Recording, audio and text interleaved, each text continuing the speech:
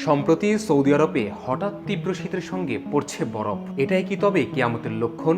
মরুভূমি ও সংলগ্ন পাহাড়গুলোতে বিস্ময়করভাবে ঢেকে গেছে শুভ্র সাদা বরফে। আর এমন সব ছবি ছড়িয়ে পড়েছে সামাজিক যোগাযোগ মাধ্যমে, যা তীব্র আকর্ষণ তৈরি করছে পর্যটকদের কাছেও। অনেকেই বলছেন এটি বিরল ঘটনা বা কিয়ামতের লক্ষণ।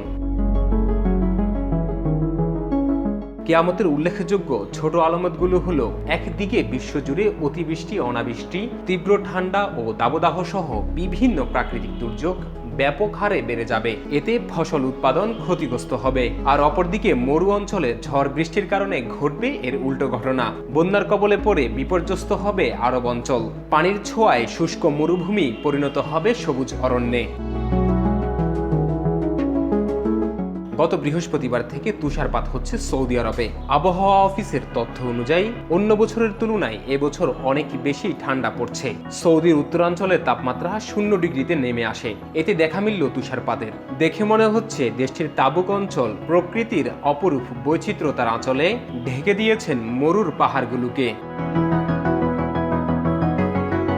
পর্যটকদের কাছে সবসময় পছন্দের গন্তব্য তাবুকের এই অঞ্চলটি। তুষারপাত শুরুর পর থেকে দেশের বিভিন্ন রাজ্য থেকে পর্যটকরা এসে ভিড় জমাচ্ছেন এখানে, আর সেসব ছবি শেয়ার করছেন সামাজিক যোগাযোগ মাধ্যমে। প্রতি বছর সৌদিতে এমন দৃশ্য দেখা যায় না, যদিও গত কয়েক বছর ধরে টানা তুষারপাত হচ্ছে দেশটিতে, যা মহানবীর ভবিষ্যৎবাণীরই প্রতিফলন বলছেন অনেকেই।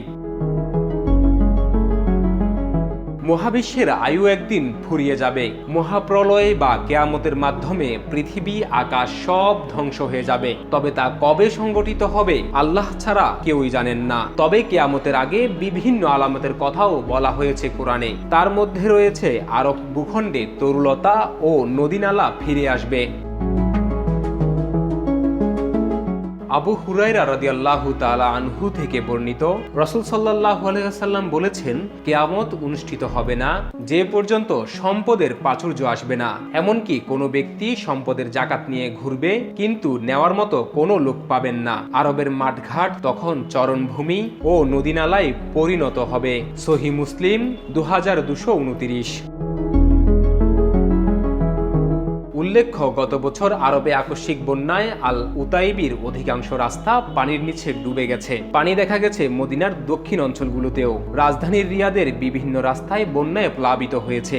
একইভাবে আরবের বুকে দেখা যাচ্ছে সবুজ তরুলতার দৃশ্য।